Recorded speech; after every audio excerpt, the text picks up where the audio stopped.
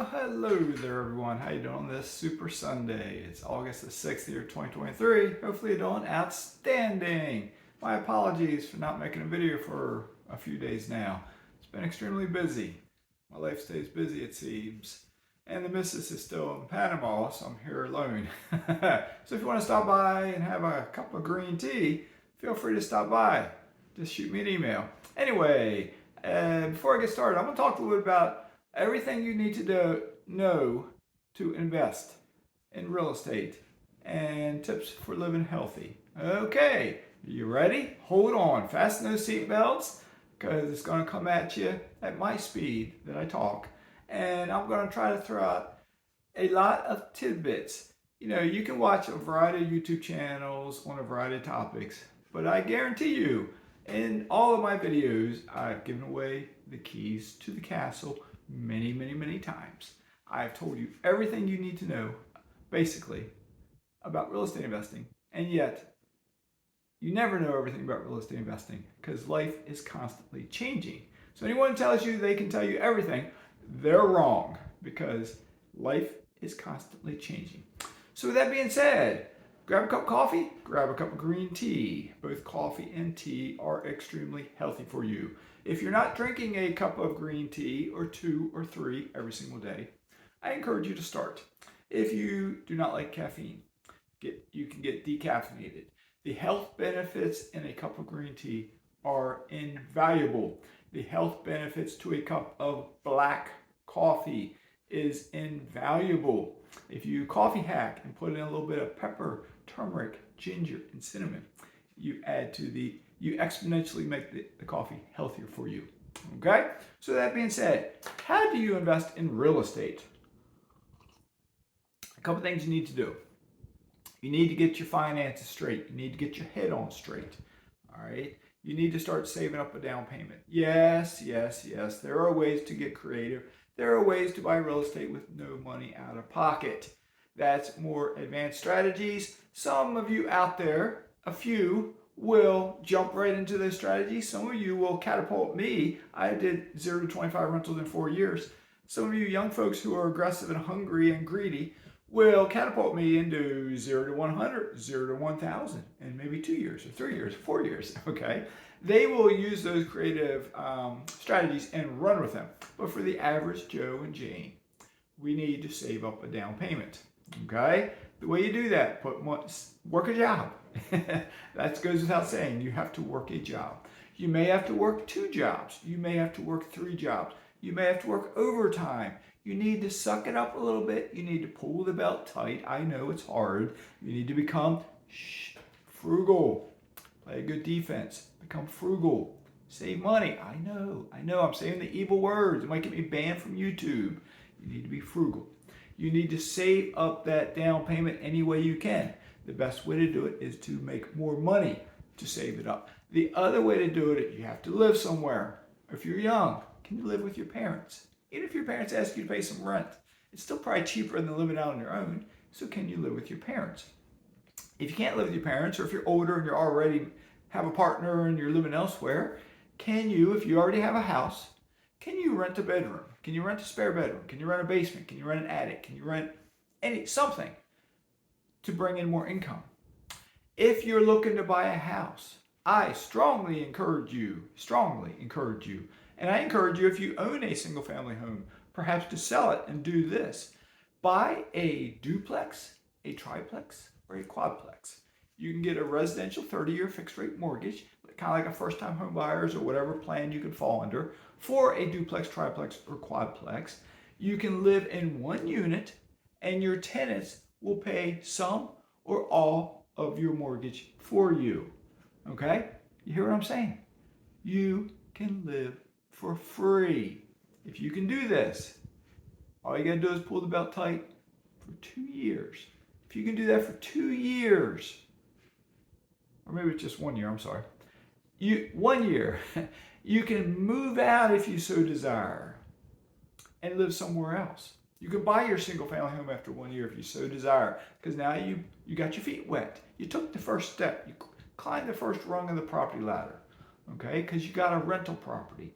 Once you get a rental property, even if it's not the greatest deal, you've opened the door. And if you don't buy another one for 2, 3, 4, 5 years, it's okay. You don't need to be in a rush. Take your time. Make sure you learn from your first deal. Maybe you buy your second, your third, your fourth. Take a breather if you want. Learn from what you've done. Learn from my mistakes. I jumped ship and moved to Florida when I thought I was financially independent. I am financially independent. I do not work a job. The missus does not work a job.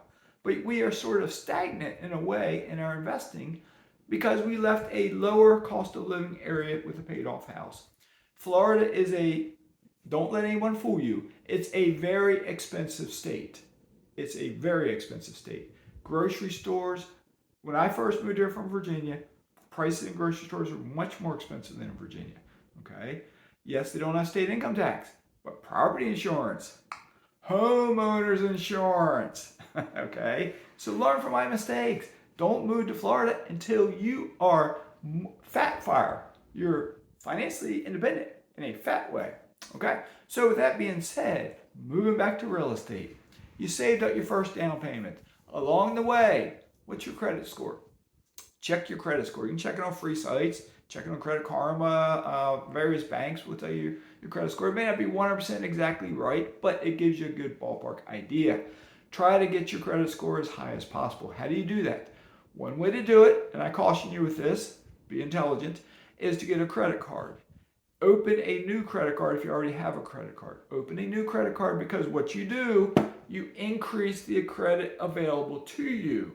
Keep your balance low, always pay in full every month, never pay interest. And by having more credit available and you're not utilizing all that credit, your credit score should start increasing. When I started getting credit cards back in 2018, my credit score, I believe, was somewhere in the 600s. In the years since then, I've gotten more credit cards. I've gotten many more mortgages. My credit score is now 821, 822, something like that, okay? Because I never pay interest on my credit cards. I always pay them off in full. So anyway, that will help boost your credit score. That's just one way. There's other tricks and things you can do to boost your credit score, okay? The other thing you need to do is find the market you want to invest in. Everyone will have an opinion. Every investor is going to say, invest where I invest. Invest in Gary, Indiana, because that's where I invest. Invest in Austin, Texas, because that's where I invest. Invest here, invest there, invest here, invest there. Do your own due diligence. Listen to other folks out there, but study the market. Don't just jump on someone's coattails. I started buying rentals in Gary, Indiana in 2019. It's now 2023. The market's different. Prices that I was buying at in 2019, they're harder to get. You're going to pay more. Interest rates to buy at are higher. You need to run your numbers. Real quick on running the numbers. You have to hold out cash reserves for vacancies, repairs, and capital expenditures. Vacancies. Your tenant's going to move out at some point. Your tenant will stop paying rent at some point. You still need to cover the mortgage. You need to make sure you have enough income, enough money in the bank to cover the mortgage. Repairs. Things will break. The sink will start leaking. The toilet will start running. Something will happen. A door will break. A screen will tear.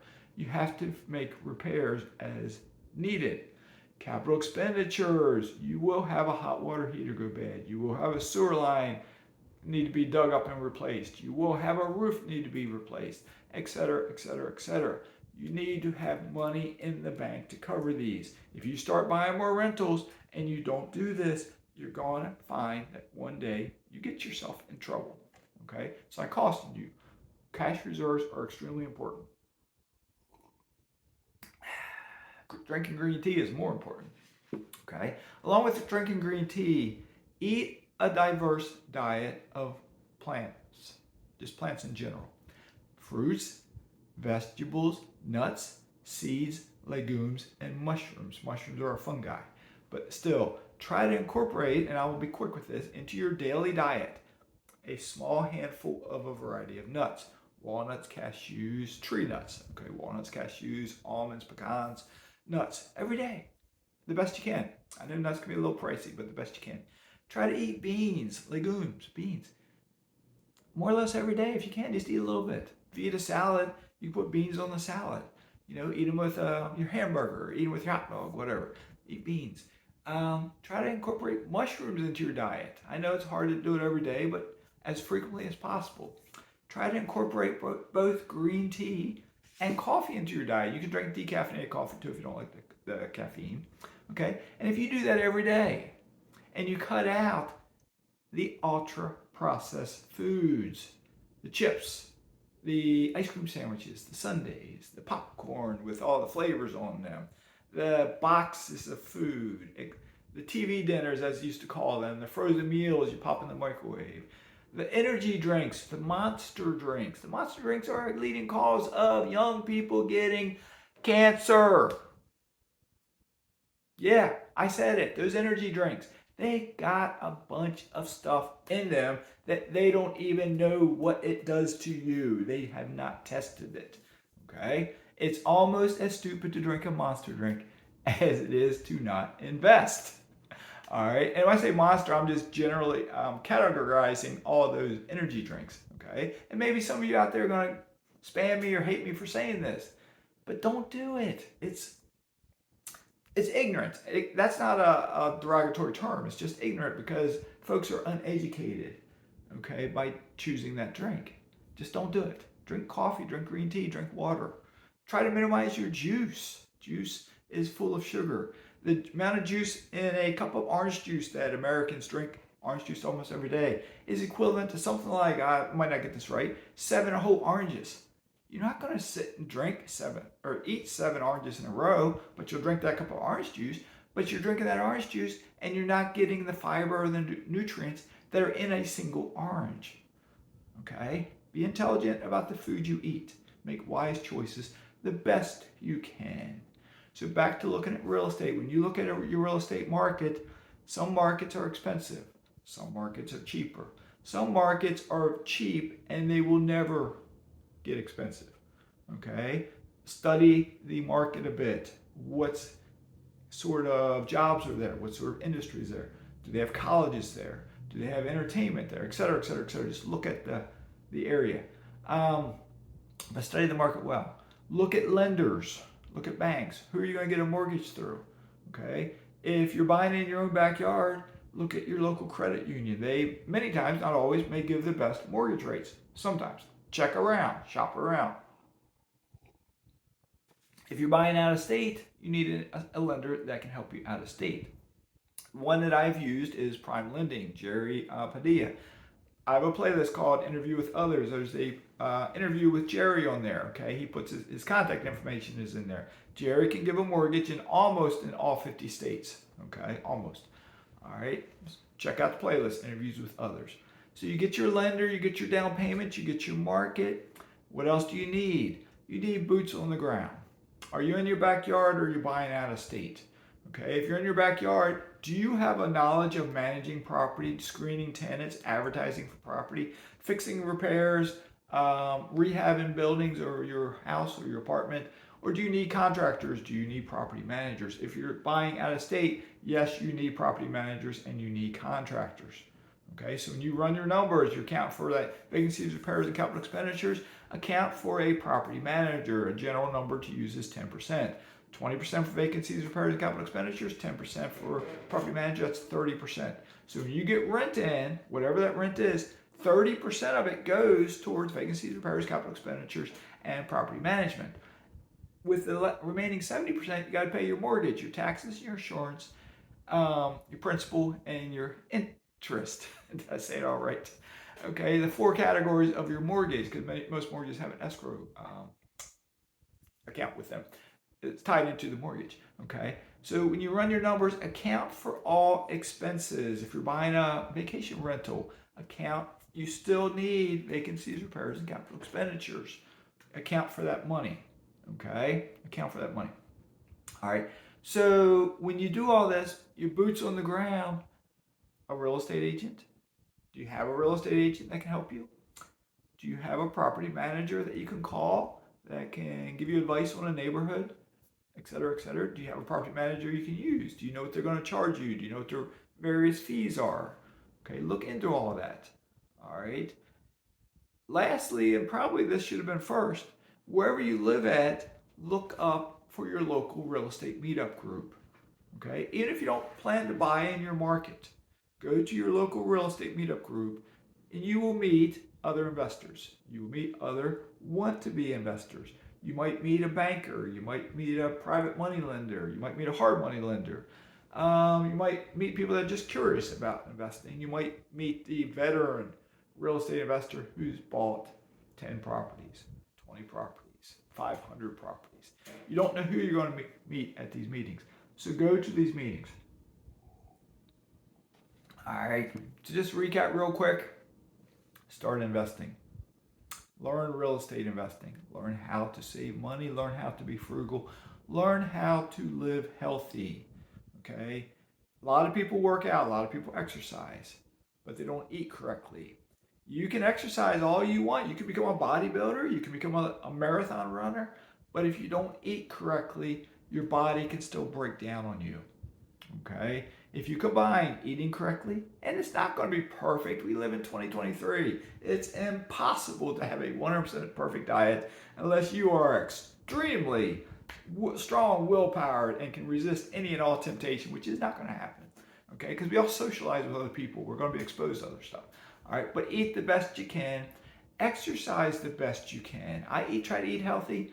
I swim almost every day, and I don't swim well, and because I don't swim well, I exercise in the pool. I get out of breath. I do a variety of aerobic type exercises in the pool. I walk nearly every single night, okay, and I get anywhere between 8,000 and 10,000 steps on a given day. I do a variety of exercises in the house. I do exercises on a mat or on the floor. I do abdominal workouts. I do push-ups. I do squats, body weight exercises. I do planks. I have exercise bands. I have dumbbells. Okay. At the same time, I try to minimize stress. How did I do that? I stopped working. I stopped working, and that helped tremendously to minimize my stress. I try to avoid external environmental factors such as living near radiation, or living with a smoker in the house, or being around a smoker, and so on and so on and so on. I save my money in a high interest savings account. I'm getting like 5.3% interest on most of my savings right now. I still live frugal. I try to save money where I can. Even though I said I'm sort of stagnant, I'm still buying investments periodically. I just haven't been getting real estate for a year and a half now because I have been getting mineral rights acreage, mainly because there's no additional expense.